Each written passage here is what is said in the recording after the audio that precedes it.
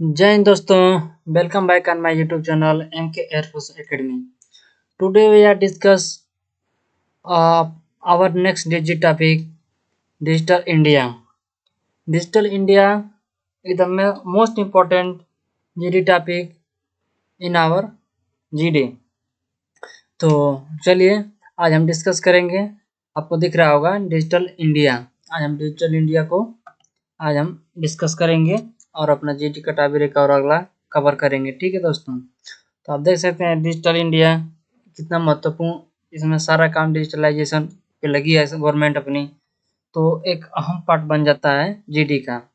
तो ऐसे ऐसे करके टॉपिक आते हैं, कोई लिखित नहीं होता है कि यही टॉपिक दिया जाएगा। ठीक है, जो माहौल प्रेजेंट में चलता है, बीता होता है, उसी चीज़ को टारगेट किया जाता है। ठीक है, तो आप इन सब चीज़ों को जानते हैं, अवेयर हैं इन चीज़ों से, तो उसी चीज़ को आपको तैयार करना है और जानना है उसके बारे में। डिजिटलाइजेशन कब से कब हुआ, कब से, इसमें क्या मतलब है इसका, इतनी बातें आप जानते रहिए। बाकी सब तो स्टार्टिंग बस बोलने के लिए आप जानते रहिए, शुरू में फैक्ट बोल दीजिए, थोड़ा सा बस लग जाए कि हाँ बंदा को जानता है, फिर उसके बाद नो प्रॉब्लम। ठीक है, तो चलिए शुरू स्टार्ट करते हैं अपना जीडी टॉपिक। तो आइए, आपको दिख रहा होगा, इंट्रोडक्शन चालू करते हैं। थोड़ा सा इंट्रोडक्शन में ये ले लेते हैं इसलिए कि इतनी आप स्टार्टिंग में बातें बोलेंगे ना, तो उनको लगेगा कि हाँ बंदे को चला के, तो डिबेट पॉइंट आप स्टार्टिंग में डिबेट पॉइंट बोलने लगे। डिबेट पॉइंट 1 से 2 लाइन का होता है बस, तो आप बस 1 या 2 लाइन इंट्रोडक्शन में नहीं बोलेंगे। ठीक है, जितना ज़्यादा से हो सके आप इंट्रोडक्शन के साथ ब्रीफिंग दीजिए, हम ज़बरदस्त। ठीक है, थोड़ा सा भी घबराहट नहीं होनी चाहिए। आप चलिए, कोई दिक्कत नहीं है। बाकी पीडीएफ आपको चाहिए तो टेलीग्राम ग्रुप में ज्वाइन हो जाइए, वहाँ पे मैं पीडीएफ डाल दूंगा, वहाँ से पीडीएफ ले सकते हैं। ठीक है दोस्तों, चलिए स्टार्ट करते हैं। जानते हैं डिजिटल इंडिया है क्या चीज़, इस कैंपेन के बारे में जानने की कोशिश करेंगे। ठीक है, इसके माध्यम से क्या क्या कार्य होता है। ठीक है, तो देखिए, digital India is the campaign launch by the government of India on the 1 July 2015 in the order to the transform India into a complete digital country.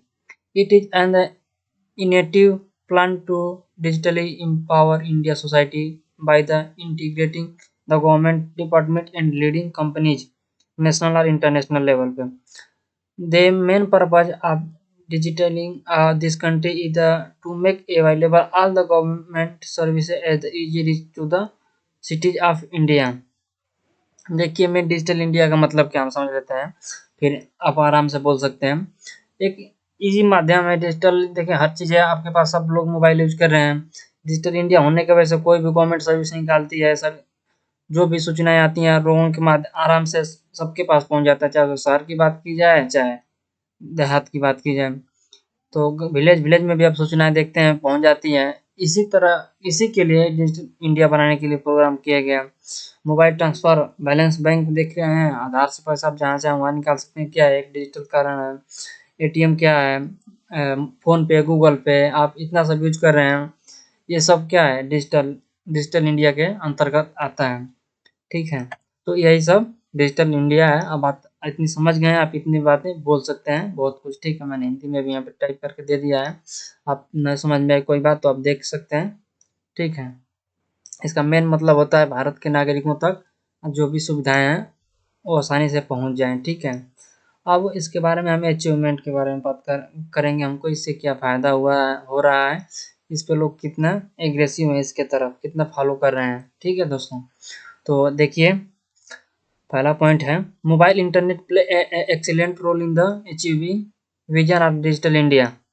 Mobile एक बहुत बड़ा रोल रखता है डिजिटल इंडिया बनाने में, क्योंकि मोबाइल रहेगा तभी तो आप इंटरनेट यूज करेंगे, इंटरनेट यूज करेंगे तभी तो शायद कोई भी जानकारी देखते हैं। आपको मोबाइल पे आप घर बैठे या किसी भी प्लेस पे आप न्यूज जो भी कुछ वो आप देख सकते हैं। ठीक है, आगे चलते हैं। India become second largest market of the smartphones in the world.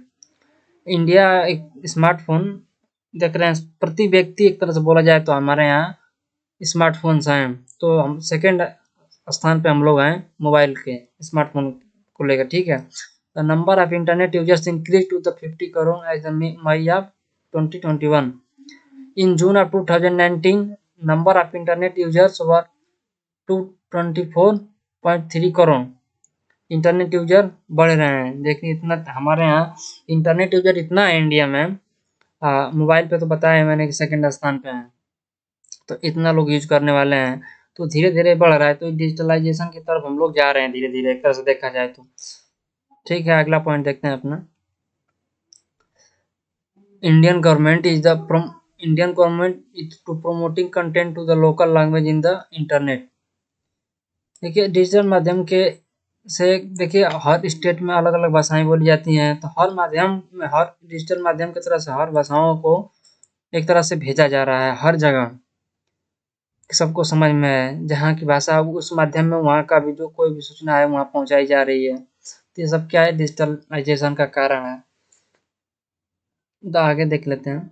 Number of e governance transaction पे डे बाई इंक्रीज। अब देख रहे हैं ऑनलाइन ट्रांजेक्शन कितना हो रहे हैं, अब लोग एक दिन में चार चार ना बैंक में लाइन लगानी पड़ रही है ना कुछ नहीं, आप घर बैठे ट्रांजेक्शन कर सकते हैं। तो ये सब क्या है, डिजिटलाइजेशन का ही कारण। आप एक एक पॉइंट इस तरह आपको बैठाए लगिए, मैंने पॉइंट बहुत सारे रखे हैं, आपको जो अच्छा लगे आप दिमाग में उसको रखिए, नोट करिए और तैयार कर लीजिए। डिगी लॉकर देख लीजिए, एक पॉइंट डिगी लॉकर पे आप आराम से 3 लाइन 2 लाइन बोल सकते हैं। बस जानिए डिगी लॉकर कब आया था। DigiLocker launch in 2015, enable citizen to the securely store and share document electrically, has 72.66 lakh registered user at the 2020। DigiLocker को आप समझ रहे होंगे, जिसमें हम लोग डॉक्यूमेंट, आप उसमें भी कहीं तो डॉक्यूमेंट ले जा नहीं सकते हैं सारे डॉक्यूमेंट, आप डिगी लॉकर में अपने रख लीजिए। आपको डिगी लॉकर में कहीं भी डॉक्यूमेंट दिखा देंगे तो उसको मान्य होगा। ऐसा नहीं है कि मोबाइल में कोई भी डॉक्यूमेंट, आप एग्जाम भी देने जाते हैं, अगर यदि आपका डॉक्यूमेंट उसमें है उसको दिखा देंगे तो आपको मान्य किया जाएगा। ठीक है, तो ये एक बहुत बड़ा फायदा है आपका। हर जगह तो आपको सारा डॉक्यूमेंट ले नहीं सकते हैं, कहीं भी आपके साथ हमला हो सकता है, जो भी कुछ है खो भी सकता है, लेकिन डिगी लॉकर में रहेगा तो आपको कुछ नहीं होगा। जिस पे देख सकते हैं कि 72.66 लाख यूजर ने रजिस्टर्ड है उस पे, हम भी हैं। हम सारे डॉक्यूमेंट आप उस पर अपलोड कर दीजिए, कहीं भी जाइए कहीं भी निकलवा सकते हैं उसको, कोई दिक्कत नहीं है। कहीं भी उसको दिखा सकते हैं। ठीक है, अगला पॉइंट देखते हैं। All central ministers are present in the social media as are the utilising social media to receive the complaints and the feedback from citizen. Social media देखिए आजकल इतनी हावी होगी, कोई भी चाहे नेता हो चाहे जो कुछ भी हो, इतना हावी हो गया है हमें कि कोई भी कंप्लेन आप चाहेंगे तो यहाँ से घर बैठे आप शिकायत कर सकते हैं। तो और अपने मिनिस्टर्स लोगों को वो अपना फीडबैक भी दे देते हैं इसी माध्यम से। ठीक है, तो ये सब किसकी देन है, डिजिटल इंडिया की देन है। ठीक है, इसका उपयोग सब करते हैं, लेके प्रधानमंत्री से लेके सब मिनिस्टर्स तक। ठीक है, इस चीज़ का यूज करते हैं अपने प्रचार प्रसार में करें चाहे जो भी चीज़ में हो। देखिए एक जगह से मोदी जी प्रचार करते हैं, एक जगह से अपना भाषण देते हैं, सबकी जगह पहुंच जाता है। तो ये सब क्या है, सोशल मीडिया। आप इस पे भी एक पॉइंट बोल सकते हैं। ठीक है, आजकल की जो पढ़ाई हो रही है डिजिटल, देख रहे हैं कि डिजिटल कर दिया गया है। इन लॉकडाउन की सिचुएशन में आप देखेंगे पढ़ाई ऑनलाइन ही चली है, तो क्या देन है, ये डिजिटल इंडिया की ही देन है। इसी तरह अपना देश डिजिटल इंडिया की तरफ बढ़ रहा है। अगला पॉइंट देखते हैं। Now people can share their views, ideas and suggestion directly to the government electronically through Narendra Modi app. एक नरेंद्र मोदी ऐप नाम का एक एप्लीकेशन है, उसके थ्रू आप अपना राय विचार जो भी है आप सजेशन दे सकते हैं, आइडिया वहाँ दे सकते हैं, शेयर कर सकते हैं विचार। ठीक है, मैंने हिंदी में भी दे चुका है। अब लोग नरेंद्र मोदी के ऐप के माध्यम से अपने विचार और सुझाव सीधे इलेक्ट्रॉनिक रूप से सरकार को मेल कर सकते हैं। ठीक है, आपको जो भी समस्या आपके यहाँ सुनी नहीं जा रही है तो डायरेक्ट भेज सकते हैं। एक डिजिटलाइजेशन का एक मेन भाग हमने स्टार्टिंग में चालू किया गया था, तो इसको बोला गया था भीम यूपीआई को। ठीक है, भीम यूपीआई पहला यूपीआई आया था, इसके बाद सारी चीज़ें आई थी, जो फोन पे, गूगल पे, पेटीएम सिस्टम जो भी है, तब से इसमें यूपीआई का सिस्टम आ गया। तो यूपीआई एक ऐसा माध्यम किया है कि आप कहीं से यहाँ से ये रिक्वेस्ट भेज दीजिए वहाँ पे, वहाँ से वो आपको रिक्वेस्ट देकर आपको ट्रांजेक्शन वहीं से बैठे बैठे कर देगा। आप फॉर्म भर रहे होंगे, देखते उसमें भी यूपीआई का सिस्टम आ गया है, फॉर्म भर रहे हैं आराम से यूपीआई अपना डालें, आपके मोबाइल पे एक एसएमएस आया, यहाँ से आप एग्री कर देंगे तो आपका ट्रांजेक्शन हो जाएगा। तो एक बहुत अच्छा है ये, है हमारे लिए, हमारे क्या सबके लिए बहुत आसान तरीका पेमेंट करने का। तो Bharat interface of money Bhim का पूरा फुल फॉर्म है। ये कैंपर है simple UPI based mobile app digital payment of the launch in the December 2016। UPI based transaction give more than 20 times up since then. How your the growth of can be attribute to demonetisation move. ये एक बहुत अच्छा application है, जैसे मैंने बताया UPI को लेके। ये बस इतना याद रख लीजिए, अभी लॉन्च किया गया दिसंबर 2016 में। तो इस पे भी आप जानते हैं, भीम को सब लोग जानते हैं। अब इस पे भी एक लाइन आराम से बोल सकते हैं, क्योंकि ये डिजिटल माध्यम के थ्रू ये काम हुआ था, डिजिटलाइजेशन को बढ़ाने के लिए। ठीक है, यही जो शुरुआत हुई थी एक तरह से मान लीजिए इसका। तो अगला पॉइंट देख लेते हैं, भीम आधार। आप देख रहे हैं अब ज़्यादातर लोग बैंक में न जाते हुए आपको दिख रहे होंगे कि दुकान पे ही लोग आधार से पैसा निकाल ले रहे हैं, ना बैंक में लाइन लगाने की ज़रूरत नहीं पड़ रही है उनको। ठीक है, तो लोग आधार से ही अपना पैसा निकाल ले रहे हैं।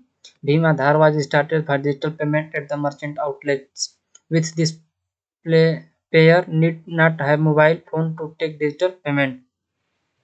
ये सब किसके कारण है? तो इन सब पॉइंटों को, एक भीम यूपीआई को बना लीजिए, एक भीम आधार को बना लीजिए, ऐसे ऐसे करके पॉइंट जो डिजिटलाइजेशन है वो वही सब आपको बोल देना है वहाँ पे। बस मैंने दे दिया, इसमें से आपको जो भी अच्छा लग रहा हो, लगा कि इसको भूलेंगे नहीं तो आप उसको याद कर लीजिए।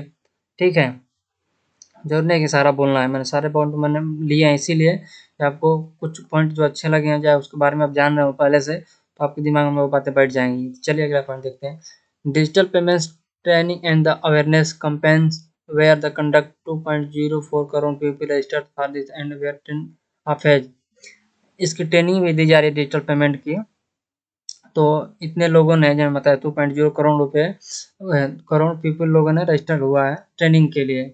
और धीरे धीरे लोग, अब थोड़ा गाँव में परेशानी होती है, देखिए हर चीज़ के भी मैंने बताया था मेरिट और डिमेरिट्स होते हैं, या हाइब्रिड मैंने कॉइन के मैंने बताया था कि दो पहलू होते हैं। उसी तरह थोड़ा थोड़ा रूरल रूरल एरिया में तो परेशानी थोड़ी सी आएगी, क्योंकि सबके पास नहीं बेहतर यहाँ इंटरनेट है, ना उतनी नॉलेज है ऑनलाइन ट्रांजेक्शन करने पर। लेकिन फिर भी गाँव में भी बहुत लोग, हम लोग भी गाँव से हैं, लेकिन बहुत लोग कर रहे हैं इसका प्रयोग ऑनलाइन ट्रांजेक्शन का। ठीक है, तो आइए, और एक एप्लीकेशन है डिजिटल माध्यम के थ्रू, डिजिटल इंडिया के थ्रू लॉन्च किया गया था, उमंग ऐप्स को आप जानते होंगे। उमंग ऐप एक मोदी जी द्वारा लॉन्च किया गया है, और launch the drive mobile governance in India. इस पे भी आप जो भी शिकायत, जो भी सूचना है आपको गवर्नमेंट की तरह आप भेज सकते हैं। ठीक है, तो एक सोशल ऐप सही है, इस पे कोई भी शिकायत हो आप भेज सकते हैं वहाँ पे। अगला अगला टॉप देख लेते हैं पॉइंट अपना, प्रधानमंत्री ग्रामीण डिजिटल साक्षरता अभियान जो चालू किया था, was started with the aim of making 6 crore person digital literate and 82.7 lakh people are trained under the scheme of as 2016। इतने लोगों ने मतलब ट्रेनिंग ले ली थी। ये सब डाटा याद करने की जरूरत नहीं है, आप स्किप कर सकते हैं। आप इतना बस बोल के आगे निकल चलिए, कंफ्यूज हो जाएंगे तो आप वहाँ पे रुक जाएंगे। तो ऐसी चीज़ अपना दिमाग में रखिएगा, मैंने बस बता दिया है, मैंने दे दिया है यहाँ पे आपको जानकारी के लिए। प्रधानमंत्री ग्रामीण डिजिटल साक्षरता अभियान के 6 करोड़ लोगों को डिजिटल रूप से साक्षर बनाने के उद्देश्य से शुरू किया गया था। 2016 तक इस योजना के तहत 82 लाख लोगों को प्रशिक्षित किया गया था। इसका एक सर्टिफिकेट भी बनता है, जैसे कौशल विकास योजना नहीं थी, उसके अंतर्गत सिखाया जाता था थोड़ा सा कंप्यूटर चलाना, चाहे जो भी कुछ हो।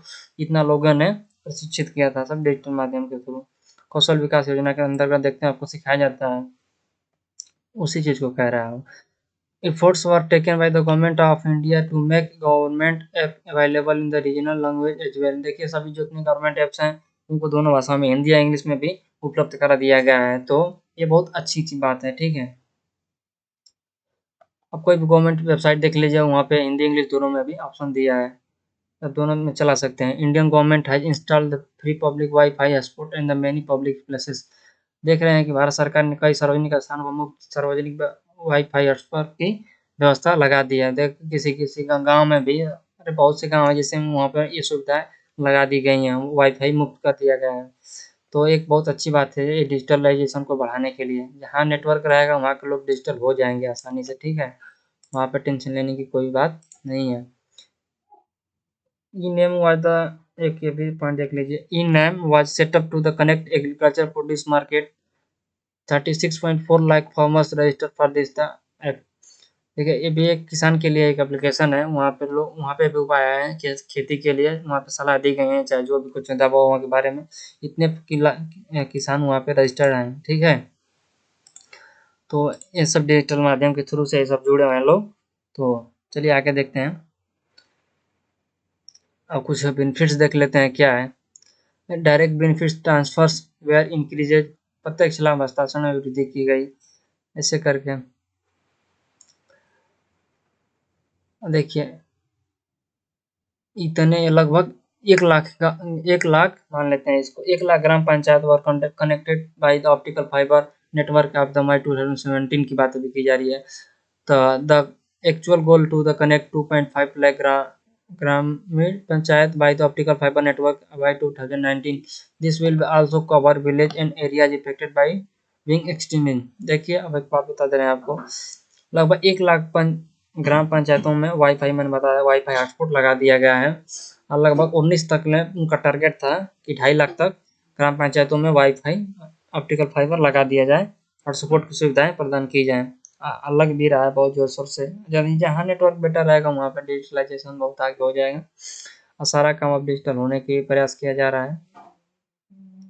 अब कुछ में इसके उदाहरण पढ़ लेते हैं, इसमें से उदाहरण आपको जो अच्छी लगी देख लीजिएगा, मैंने जिस पे टिक किया है अब उसको देख लीजिए, सारा देखने की कोई नीड नहीं है। तो देखिए मैंने, still there is the digital divide between rural and urban areas, between poor and rich and between young and old people, governance of India at to close the this gap. देखिए digital के माध्यम की वजह से एक तो problem gap बन गया, अमीर लोगों में गरीब लोगों में, जैसे शहर के रूरल एरिया में और अर्बन एरिया में। अर्बन एरिया के लोग पहले से शिक्षित हैं तो वो लोग तो इसका यूज़ कर लेते हैं, लेकिन गांव में थोड़ी सी प्रॉब्लम होती है। हाँ, इसमें भी गरीब अमीर की भी बात आने लगती है, जो जिसके पास पैसा है उसके पास इंटरनेट मोबाइल सब कुछ है तो वो सारा चीज़ कर लेगा। हाँ, और एक जो पुराने लोग हैं वो इसको बारे में जानकारी नहीं उनके है, जो नए लोग हैं इसका यूज़ कर ले रहे हैं, तो एक तरह से मांगा जाए तो एक गैप बन जाता है इन लोगों में, 2-3 चीज़ों में इसकी वजह से गैप बनता है। तो इस चीज़ को आप याद कर लीजिएगा थोड़ा-सा, इसके भी साइड में बोलने के लिए। झरने के साइड में ज़्यादा पॉइंट हैं तो साइड में आप बोलेंगे, लेकिन 1-2 पॉइंट आप उसके अपोजिट भी बोल देते हैं तो लगेगा कि हाँ, बात सही है। तो अगला पॉइंट मैंने देख लिया, e governance was started long before the launch of the digital India. छोटा पॉइंट ये बना लीजिएगा एक। अगला पॉइंट देख लीजिए, still some people in India have no basic education. क्योंकि बेसिक एजुकेशन देना ज़रूरी है, बिना बेसिक एजुकेशन दिए हुए आप कहेंगे किसी को डिजिटल हो जाए तो बस की बात नहीं है, क्योंकि उसके पास जानकारी तो होनी चाहिए उसके बारे में, बस इंटरनेट दे देने से तो काम नहीं हो जाएगा। तो बेसिक एजुकेशन नहीं दिया है तो डिजिटल एजुकेशन डिजिटल इंडिया को कैंपेन को लॉन्च कर दिया गया। पहले इसके बारे में बताना चाहिए था, समझाना चाहिए था, अब समझाया भी जा रहा है, ऐसी बात नहीं है। Digital literacy is the difficult to achieve the without primary education. पहले प्राइमरी एजुकेशन की तरह इनको सिखाया जाना चाहिए, अब स्टार्टिंग में भी इसको भी शुरू में जो क्लासें हैं उसमें एक बताना चाहिए इस चीज़ को, जिसके बच्चे अवेयर हों, इससे जानकारी उनको पहले से ही मिल जाए। तो ठीक है, इस तरह से लोग शिक्षित हो सकते हैं और इसकी तरफ बढ़ सकते हैं। Still there are many remote rural area India that do not have access to electricity and some other rural areas have limited access. This is the obstacle for the digital India. कहीं कहीं मैंने बताया कमियां हैं, अभी सारे village एक जैसे नहीं हैं, कहीं कहीं अभी लाइट की भी पूरी व्यवस्था नहीं है, वहाँ पे इंटरनेट की व्यवस्था नहीं है, तो ये सब कमियां हैं। पहले सब सही करने के बाद ये डिजिटल कैंपेन को लॉन्च करना चाहिए था। ठीक है, आइए फाइनली चलते हैं हम अपने कंक्लूजन पे। ठीक है, कंक्लूजन देख लेते हैं। कंक्लूजन देखने के बाद